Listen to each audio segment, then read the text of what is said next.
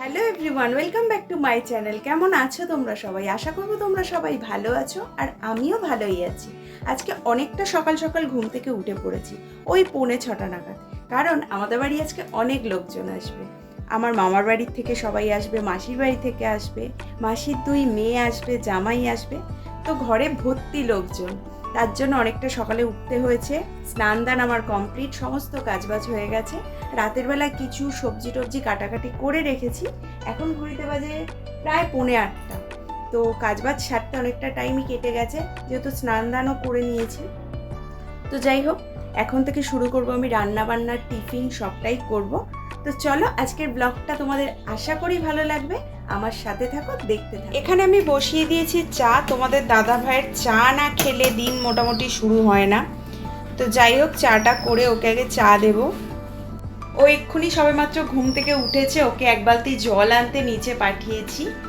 ও জলটা তুলে এনে দিয়ে চাটা খাবে। আর এখানে আমি কালকে সবজি কেটে রেখেছি, এই যে শাক কুচিয়ে রেখেছি। এখানে এটা করলা, এখানে কুমড়ো, বেগুন আর আলু দেবো। আলুটা কাটিনি এখনো, আলু কেটে দিতে হবে। আর এখানে কাটা আছে পটল ভাজার জন্য পটল, আর 2 পিস বেগুন। যেহেতু তোমাদের দাদা ভাই পটল ভাজা খায় না, ওর জন্য 2 পিস বেগুন। তো এগুলো পরপর হবে। এখানে উচ্ছে চচ্চড়ি হবে, পটল ভাজা হবে, বেগুন ভাজাটা হবে, শাক ভাজা করব। তো যা কিছুই রান্না করব তোমাদের সাথে সবটাই শেয়ার করব। প্রথমে এখন যেটা করতে হবে সেটা হচ্ছে ছোলার ডাল বসাবো আমি প্রেসার কুকারে, আর ময়দাটা মাখবো। ময়দাটা কালকে রাতে মেখে রাখা হয়নি, তার জন্য আর কি ময়দাটা মাখতে হবে। ময়দাটা মেখে লুচি করব। ওরা আসবে, ওদের গরম গরম লুচি ভেজে দেবো। আর কালকের অনেকটা রাত্রিরে আর কি বাজার করে নিয়ে আসতে হচ্ছে। তোমাদের দাদাভাই প্রায় 9টা নাগাদ বাড়ি ফিরেছে, তারপরে বাজার গেছিলাম। বাড়ি ফিরতে ফিরতে ওই 10:30 বেজে গেছে। তারপরে সে ভাত করেছি, করে খাওয়া দাওয়া করতে অনেকটা রাত্রি হয়ে গিয়েছিল। তারপর টুকটুক করে এসব কাজগুলো করেছি, কিন্তু ময়দাটা মেখে রাখলে ভালো হতো, সেটা আর হয়নি, অনেকটাই রাত্রির হয়ে গিয়েছিল। তো সেটা আজকে করতে হবে এক্ষুনি। আর দেখা যাক কি কি করি, সবটাই তোমাদের সাথে শেয়ার করব, তোমরা দেখতে পাবে। তো চলো আগে চাটা খেয়ে নিই, আর এখানে ছোলার ডালটাও বসিয়ে দিই। চা খেয়ে আমি চলে এসেছি, এখানে ছোলার ডালটা বসিয়ে দিচ্ছি প্রেসার কুকারে। ছোলার ডালটা সিটি মেরে নিয়ে তারপর যেই রান্নাগুলো আগে করলে সুবিধা হয় সেগুলোই আগে করে নেব পরপর। তারপর ছোলার ডালটা সিটি মারা হয়ে গেছে। এখানে তারপর পাঁপড়টা আগে ভেজে নিচ্ছি, কারণ পাঁপড় ভাজার তেলে অনেক কিছু করা যায়। যেমন ভাজাভুজিগুলো সবটাই আমি পাঁপড় ভাজার তেলটায় করে নিতে পারবো, তার জন্য আগেই পাঁপড়টা ভাজছি।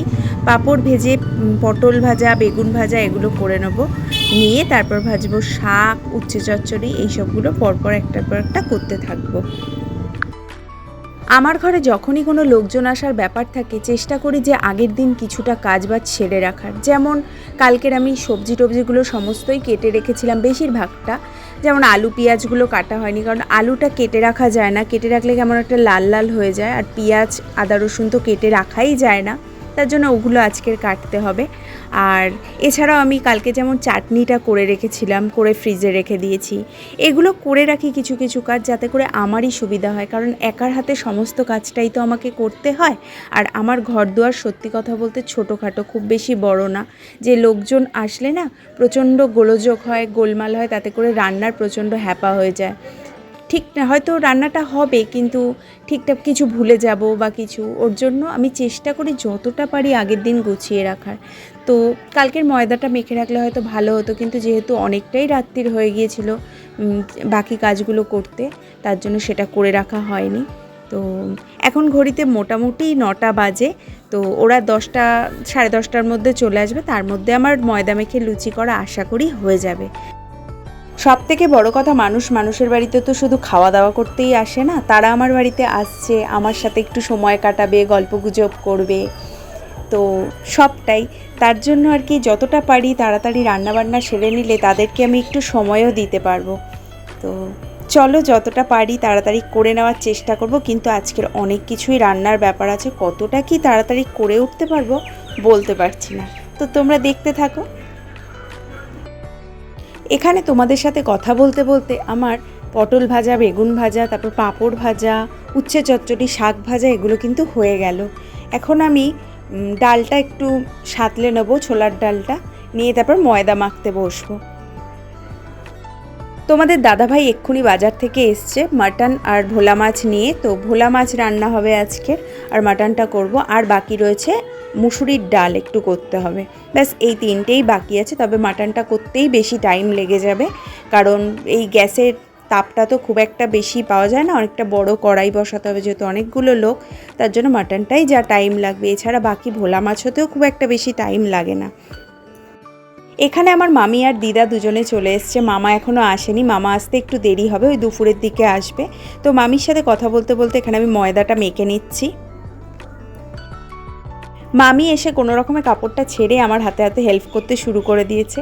এরকমটাই হয় যখন ছোটরা বড়দের সামনে কাজ করে না, বড়রা চুপ করে বসে থাকতে পারে না, ওরাও ঠিক হাত লাগিয়েই ফেলবে। সেই যতই আমি বারণ করি যাই করি না কেন, ওরা কিন্তু করবেই।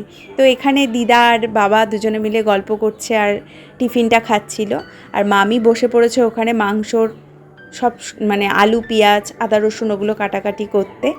তো আমি ওদিকে বাকি রান্নাগুলো করছিলাম। তারপর এখানে চলে এসছে মেসো আর মাসি, তাদেরও টিফিন দিয়ে দিয়েছি, খাচ্ছে। তারপর পরপর আমার দুই বোনও চলে এসছে। প্রথমেই চলে এসছে আমার বড় বোন, মানে মাসির বড় মেয়ে, আর এই হচ্ছে মাসির নাতি। এই হচ্ছে খুব জলি, সবার করলে যায়, কোনো অসুবিধা নেই। আর তারপরে চলে এসছে ছোট বোন, এই হচ্ছে মাসির ছোট মেয়ে, আর এই হচ্ছে মাসির ছোট জামাই, মানে আমাদের ছোট ভগ্নিপত। তো যাই হোক, সবাই চলে এসছে। তো টিফিন এদেরকে গুছিয়ে দিয়ে দিয়েছি, দিয়ে আমি এখানে মাটনটা বসিয়ে দিয়েছি অলরেডি। অনেকটাই বেলা হয়ে গেছে, আর মাটনটা থেকে না প্রচণ্ড জল ছাড়ছিল, যার জন্য একটু বেশি সময় লেগে গেছে। তো দুপুরবেলায় পরপর সবাইকে খেতে বসিয়ে দিয়েছি। সে কি কাণ্ড, তোমাদের কি বলবো। এখানে যে সোফাটা ছিল, সবাই মিলে সোফাটাকে বাইরে বের করেছে, বের করে ওখানে পরপর লাইন দিয়ে খেতে দিয়েছি, কারণ ঘরের মধ্যে সত্যিই আমার জায়গা নেই। আর মামি খেতে দিচ্ছিল, আমিও মামির সাথে সাথে দিচ্ছিলাম, দুজনে মিলেই। ছোট ঘরদুয়ার হলে এরমভাবেই বুদ্ধি করে ম্যানেজ করতে হয়। ঘরদুয়ার ছোট হোক বা বড়, আত্মীয় স্বজন তো আসবেই।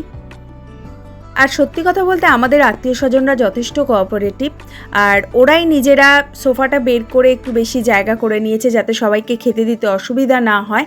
আর এখানে দেখো আমার বোনের ছেলে কি করছে, সবাই খাচ্ছে দেখে ওর তো ওই সব খাওয়া হবে না, এখন হাত থেকে মাংসের টুকরোটা নেবে বলে মানে হাত ধরে টানাটানি শুরু করে দিয়েছে। তারপর এখানে খাওয়ার থেকে গল্পগুজব বেশি হচ্ছিল, আর আমার বোনের ছেলের ভাবভঙ্গিমা দেখতেই সবাই ব্যস্ত।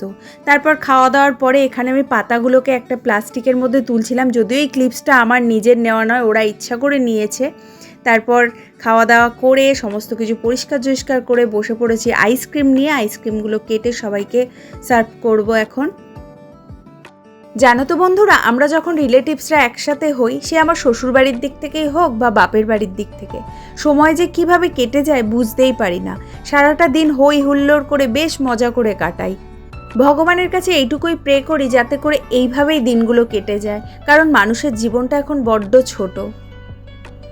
আমার ছোট বোন খাওয়া দাওয়া করে তাড়াতাড়ি বাড়ি চলে গেছে, আর এখন থাকার মধ্যে আছে আমার মেসো মাসি আর আমার বড় বোন আর আমার দিদা মামা মামি, এরাই আছে। তো মামা মামি মাসিরা সবাই আজকে রাতে চলে যাবে খাওয়া দাওয়া করে। থাকার মধ্যে শুধু দিদা থাকবে, দিদা কয়েকদিন আমার বাড়িতে থাকবে বলেই এসেছে। তো আজকের ব্লগটা আমি এখানেই শেষ করছি। তোমাদের কেমন লাগলো অবশ্যই কমেন্ট করে জানিও, ভালো লাগলে একটা লাইক করে দিও, যারা এখনও আমার চ্যানেলটাকে সাবস্ক্রাইব করোনি সাবস্ক্রাইব করে দিও। আর ফিরে আসবো আবারও একটা নতুন ভিডিওর সাথে, ততক্ষণের জন্য তোমরা ভালো থেকো, সুস্থ থেকো, টাটা।